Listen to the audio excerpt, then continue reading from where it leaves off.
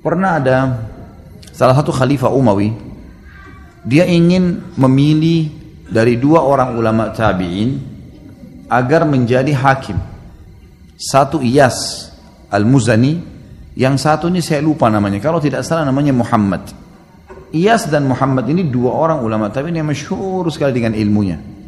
Maka khalifah memanggil lalu mengatakan salah satu dari kalian harus menjadi hakim di Baghdad, di Irak. Nggak bisa enggak. Maka dua-duanya ini saling mendukung saudaranya. Si Muhammad bilang, ya Amir Mu'minin, dukunglah Iyas, karena Iyas ini lebih cerdas daripada saya, lebih tahu hukum, lebih faham dia. Maka kata Iyas tahu nih, dia akan ditunjuk menjadi hakim. Lihat bagaimana para ulama-ulama kita menolak jabatan ini karena takut terjerumus dalam dosa nantinya. Maka Iyas mengatakan, ya Amir Mu'minin, kalau anda mau mengetahui siapa di antara saya dan Muhammad ini yang lebih alim, jangan tanya dia, jangan tanya saya. Karena pasti kami saling menuduh nih, mengatakan ini lebih pintar dan lebih pintar. Tapi anda tahu, di Irak ini ada ulama-ulama besar yang bisa jadi rujukan seperti Hasan Basri, Sa'id ibn Musayyab. Ada beberapa ulama. Tanya kepada mereka tentang siapa saya, siapa si Muhammad. Rupanya si Iyas ini tidak terlalu dekat dengan Hasan Basri dan tidak juga dekat dengan si Sa'id ibn Musayyab. Yang dekat justru si Muhammad nih. Muhammad ini dalam kisah ini dikatakan tahu kalau si Iyas mau jurumuskan dia, mau jadikan dia sebagai hakim. Dia bilang, ya Amir Mu'minin, enggak usah tanya orang-orang itu. Terus kata Amir Mu'minin, terus gimana caranya? Dia bilang, demi Allah, Iyas lebih pintar dari saya. Kata si Muhammad, karena dia enggak mau jadi hakim. Padahal hakim waktu itu teman-teman sekalian, gajinya lebih tinggi daripada khalifah. Dia bisa menghakimi khalifah bahkan, bukan cuma manusia biasa. Dia diberikan fasilitas tempat tinggal, diberikan kereta kencana, mobil mewah kalau kita sekarang. Enak jabatannya. Orang kalau sekarang memperebutkan itu. Tapi ini dua orang ini nolak. Tahu ini bahaya nih. Ini bisa neraka depannya. Salah hukum, masalah. Maka kata si Muhammad, ya Amir Mu'minin, tidak usah tanya Hasan Basri, tanya Sa'id bin Musayyib. Demi Allah, saya bersumpah dengan Allah, Iyas lebih pintar dari saya. Pilih dia saja. Ya Amir Mu'minin, kalau seandainya anda percaya sama sumpah saya sebagai muslim, maka anda tidak boleh nolak, harus dia jadikan sebagai hakim. Tapi kalau anda menganggap saya bohong dengan dusta, saya dusta dengan sumpah saya tidak layak jadi hakim. Paham? Oke lah. Si Muhammad bilang begitu tadi, ya Amir Mu'minin, demi Allah Iyas lebih pintar dari saya. Kalau saya sumpah ini benar, anda nggak boleh milih saya lagi, karena saya sudah sumpah atas sama Allah, pasti dia lebih pintar, harus terima.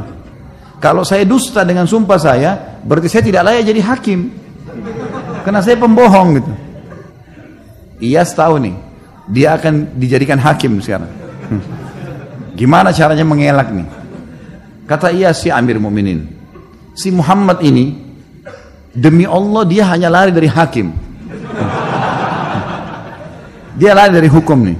Dia sengaja lempar itu supaya saya yang ditunjuk jadi hakim. Dan saya tahu dia tidak mau jadi hakim.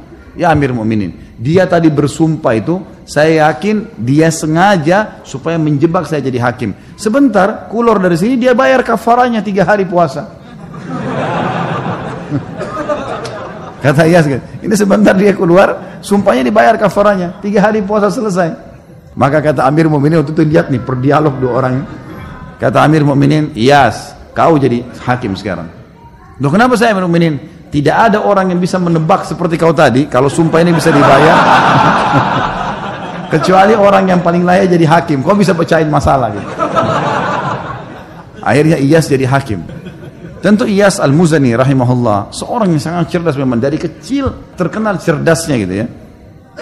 Dan memang jadi hakim sudah berapa tahun. Waktu dia masih kecil, ada orang-orang Yahudi, tempatnya dia belajar matematika. Orang Yahudi belajar matematika, hitung-hitungan. Iyas ini masih kecil, masih 7 tahun, belajar sama orang Yahudi. Orang-orang Yahudi lagi bicara. Itu orang-orang Islam itu katanya nanti kalau orang masuk surga nggak ada buang air besar, nggak ada buang air kecil. Tapi katanya ada makanan. Kok bisa gitu? Mestinya kan harus keluar kotoran kayak di dunia. Karena di dalam Taurat rupanya tidak ada itu. Kata Iyas begini, hai guru, bisa saya bicara sebentar? 7 tahun umurnya, memang cerdas sekali orang ini. Maka kata orang Yahudi itu, ya silakan. Dia nggak sangka nih anak 7 tahun bisa ngomong. Maka kata Iyas, kalau seandainya Anda lagi makan makanan, apakah semua makanan yang Anda makan itu jadi kotoran? Dia bilang enggak. Lalu kemana? Kata gurunya, jadi energi. Sisanya yang tidak dibutuhkan tubuh jadi kotoran. Kata Iyas, lalu kenapa Anda pungkiri kalau di akhirat nanti bisa saja semuanya jadi energi? Tidak harus jadi kotoran. Itulah keyakinan kami orang Islam. Balik ini orang Yahudi sama Yahudi mengatakan, ini semoga Allah matikan nih anak. Loh iya, maksudnya ada orang Islam yang begini cerdas, semoga Allah matikan nih anak. Sampai begitu bahasanya. Tapi emang dia sangat cerdas, luar biasa orang ini, sangat jeli sekali. Pernah ada dua orang lagi bertengkar nih, ribut. Rupanya pernah utang-utangan, si A sama si B pernah utang. Si A utang sama si B. Sepakat ketemu di satu pohon, kemudian dikasihlah uang itu. Berjalan waktu, rupanya si A ini nggak ngakuin, nggak ada tulisan. Gimana caranya?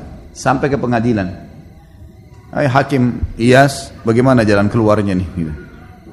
Kata Iyas, mana hujjahmu? Disampaikan kepada orang yang menuduh ini, yang menggugat, yang punya uang.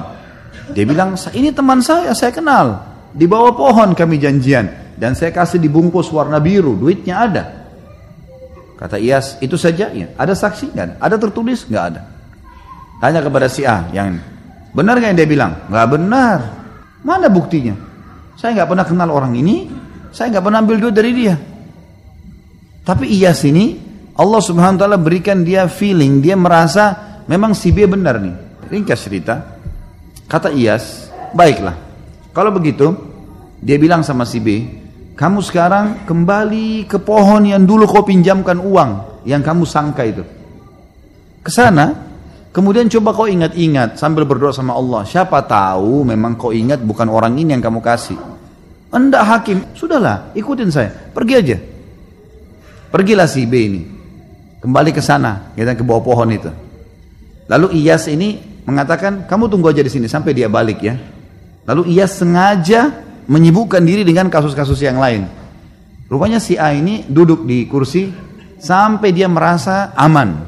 Ya rupanya si Iyas ini sibuk, si fulan dipecahin masalahnya gitu. Waktu Iyas lihat dia sudah sangat nyaman duduk, Iyas tiba-tiba balik bertanya kepada orang itu mengatakan, hai fulan si A, temanmu sudah sampai belum di pohon sana?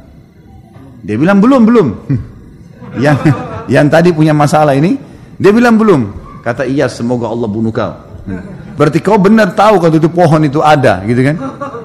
Jadi tadi dibuat dia aman dulu, baru tiba-tiba Iyas bertanya, temanmu kira-kira sudah sampai belum? Gitu. Dia bilang belum. Gitu. Ini kayaknya yang lain tidak ngerti ceritanya. Yang jelas banyak kasus-kasus seperti itu. Tapi mereka sangat hati-hati.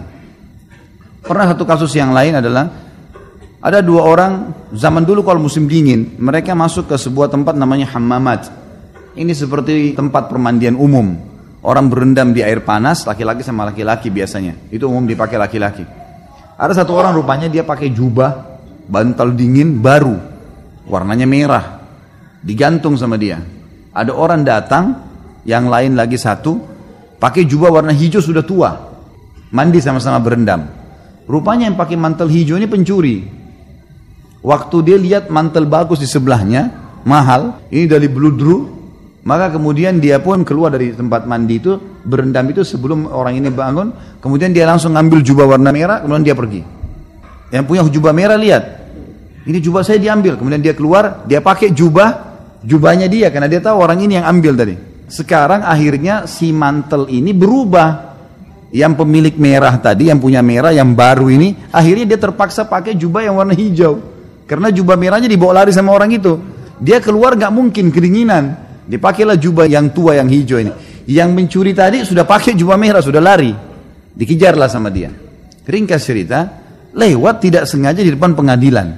Lalu si yang punya jubah hijau teriak, ini fulan mencuri mantel saya. Ada beberapa, kalau kita sekarang polisi, aparat keamanan, khilafah yang menjaga depan pengadilan, tangkap dulu. Tangkap, ini orang ini jubah saya. Kok bisa? Ini yang pakai jubah merah bilang, enggak ini jubah saya, ini sama saya. Loh tadi kan kamu sama saya masuk ke kamar mandi untuk berendam. Enggak, mungkirin. Pokoknya sudah ini niatnya mencuri. Baiklah, masuk pengadilan. Sama Iyas dihadapin nih. Apa masalah? Nih jubah, inilah ceritanya seperti ini. Bagaimana pendapat kau nih yang pakai jubah merah nih, si pencuri?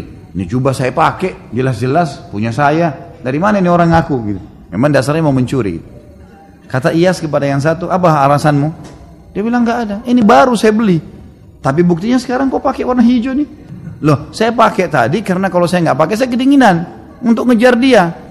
Apa alasan? Ada saksi? Nggak ada. Ada bukti? Nggak ada. Gimana jalan keluarnya nih mecahin? Coba kalau antum di posisi ini, gimana mecahin? Iyas rahimahullah punya ide gitu. Maka rupanya dia tanya kepada orang yang punya jubah merah. Jubah ini kenapa kau beli? Bilang saya suka sekali.